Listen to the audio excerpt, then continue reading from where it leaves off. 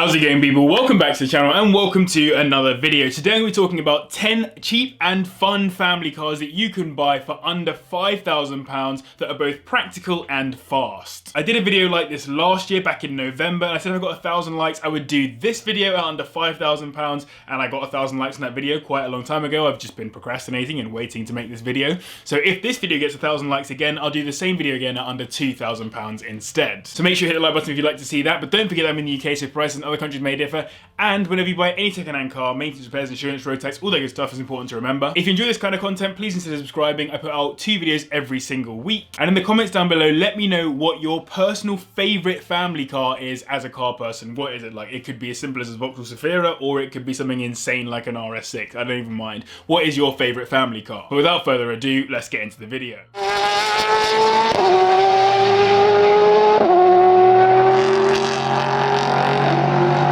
Let's get started with a car that I've included in a pretty recent video, the Ford Mondeo ST220 with its 3-litre V6 engine that makes 222 brake horsepower and will get to 60 in 7.4 seconds. As I've said, the Mondeo ST220 has a pretty good cult following given its sleeper status, being a V6 Mondeo. Despite being the slowest car to 60 on this list, it still offers a sporty package with the Recaro bucket seats, more angry exterior and generally uprated offering versus any standard Mondeos, which also gives you access to that fast forward club. Ideally you want one newer than 2003 with a 6-speed manual gearbox, although whatever you go for, fuel consumption isn't that good at 27 miles per gallon and it's not insane in terms of luggage capacity either at 460 litres, but it still remains a family car for people that still want to go fast with its 5 seats and hefty towing capability. £2,000 the minimum that I could find these listed for, and for £5,000 you get a 2005 model with around 100,000 miles on it. The electrics are the key issue on these, with the engine being generally strong except for the chain tensioners which have been known to loosen over time. In ninth is a personal favourite, the Skoda Octavia VRS with its 2-litre turbocharged inline-4 that puts out 197 brake horsepower and takes to 60 in 7 seconds. It's based on the 2nd generation Octavia and that engine is similar to the one you'd find in many other VW group cars, like the Golf GTI, which basically shares the same block. I've mentioned the 1st gen before, but the 2nd gen was actually a little less aggressive externally despite being quicker. It comes as both the saloon style hatchback and the estate, and that estate has a massive boot at 580 litres with 1,620 litres if you have the rear seats down. That's more than enough to be practical in almost every situation. On release it was the most powerful Skoda ever, and though I do genuinely think it's a great offering, if you're looking for a car with a premium interior feel, look elsewhere. It's a little bit dated despite the sports seats. This is the cheapest car on the list, starting at £1,500 at the bottom end, and for £5,000 you get a 2006 example with 100k on the clock. Key issues with these come from coil packs failing, and there are known water pump issues as well. Next up is the Lexus GS300, which is a 3-litre V6 engine that produces 245 brake horsepower and goes to 60 in 7 seconds. The GS series of Lexus are executive cars, built by Toyota's premium or luxury equivalent. They were made to rival cars like the BMW 5 Series and Mercedes E-Class, but in reality the level of luxury in these is a step above, with lovely leather and real wood trim options, as well as a hefty spec list of technical features,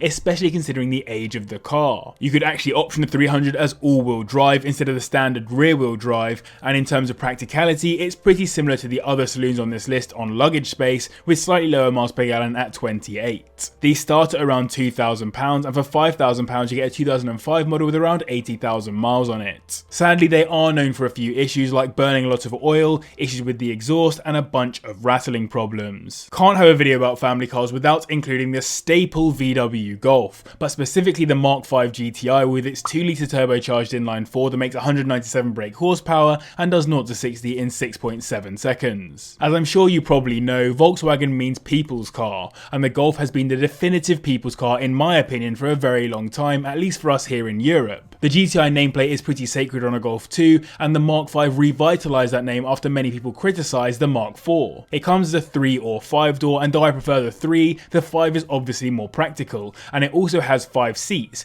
a slightly lower 350 litres of luggage capacity, and will manage 35 miles per gallon. Not too bad. Less boringly, it's also a great platform for mods, even if you just want performance. There are a few stage 3 kits available if you have the cash, but you can find 300 brake horsepower without spending spending too much money. £2,500 is the lowest price you'll find these listed for, and for double that you get a 2005 example that's done 75,000 miles. Like the Skoda, watch out for water pumps, timing belts and coil packs on these, and if you go for a DSG Auto, make sure you get a nice test drive in first and do some good maintenance on it to keep it fresh. Taking 6th on the list is the Subaru Legacy, the only all-wheel drive car on this list, which hosts a 3-litre boxer 6 engine that makes 241 brake horsepower and goes from 0 to 60 in 6.7 seconds. This is actually the 4th gen Legacy, which comes with both a saloon and estate, and that H6 is known to be relatively punchy in terms of its sound, even if it is a little underpowered for what it is. I would personally go for an estate, as I think it would make for an excellent car not only as a daily, but also for a long road trip,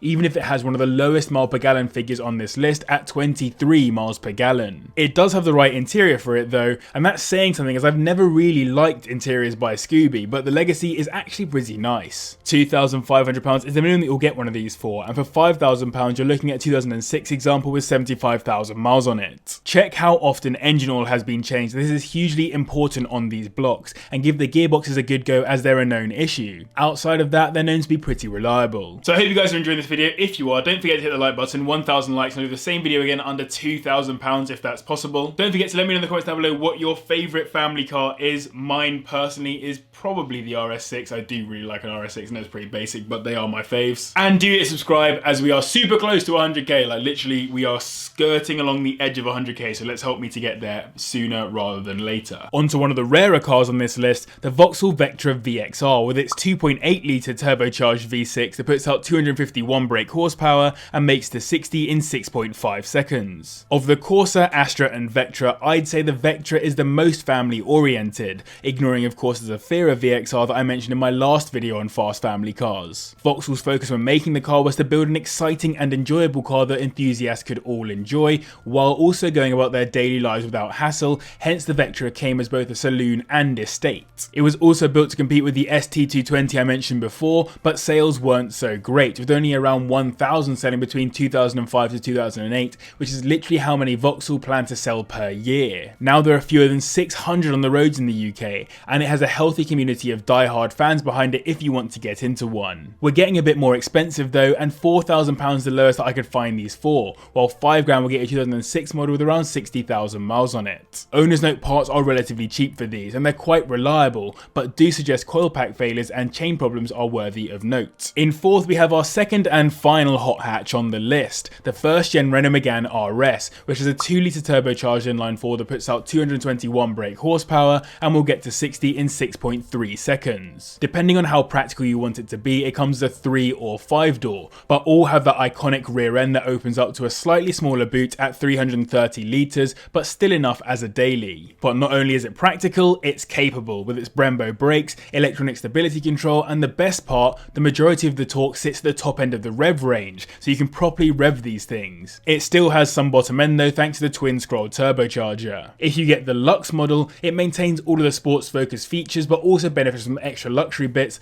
like the metallic paint, tyre pressure monitor and leather interior. £3,000 a minimum that I could find these listed for, and for £5,000 you get a 2006 model with around 90,000 miles on the clock. Surprisingly, reliability isn't too bad according to owners, but the cam and auxiliary belts should be replaced at the 70k mark. The gearbox is known to be an issue for some owners however. Onto the top 3 now, and in 3rd is the W204 Mercedes C350 with its 3-litre V6 petrol engine that makes 268 brake horsepower, taking the car to 60 in 6.2 seconds. The diesel is actually even quicker than the petrol, but I decided to throw the petrol in to make it that little bit more useful in today's world of ULEZ charges, because £12.50 per day to drive your car in the city is no joke. The exteriors are nice and executive on these, and the ride is focused on comfort, as is the interior, which is probably my favourite part of these cars. I've driven the diesel and it's got nice seats, particularly for cruising, and though it feels a bit heavy, the handling's also okay. The shunt it gives you though is surprising, and the petrol is only a tenth of a second slower to 60, so I imagine it's similar. Sadly, these start at £5,000, you'll be looking at a high mileage 2008 model for that kind of money. Weirdly, some of these suffer from rust, particularly around the boot lid. The infotainment is also known to have issues, as is the optional 7-speed automatic gearbox. Just missing out on the top spot, we have the Jaguar XF, specifically in premium luxury spec,